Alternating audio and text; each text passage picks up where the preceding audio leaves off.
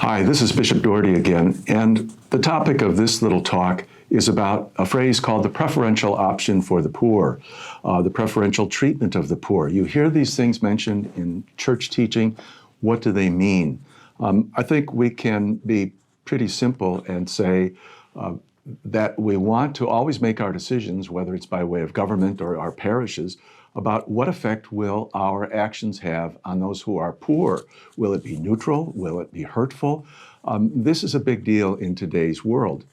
And so it's part of church teaching that we would simply not inadvertently injure anybody or take away any of their opportunities. So that's a key thing.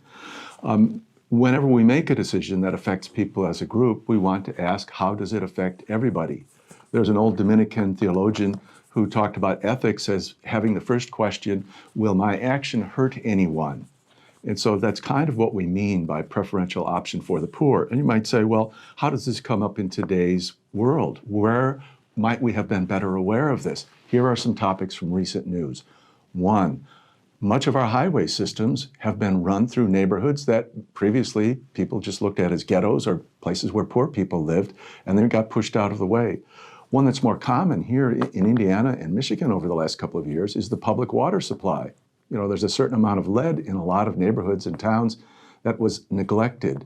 And it's probably no surprise to people that these neighborhoods were less well off. And so they weren't necessarily fully considered as cities were redesigning their infrastructure.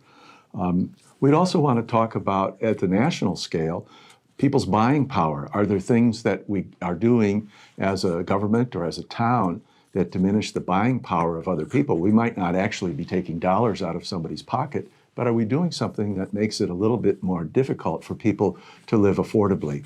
So that's what we mean by preferential option for the poor. We have to kind of consider the least of our brothers and sisters as we're making important social decisions. That's what we mean by preferential option for the poor, considering them in our decision making.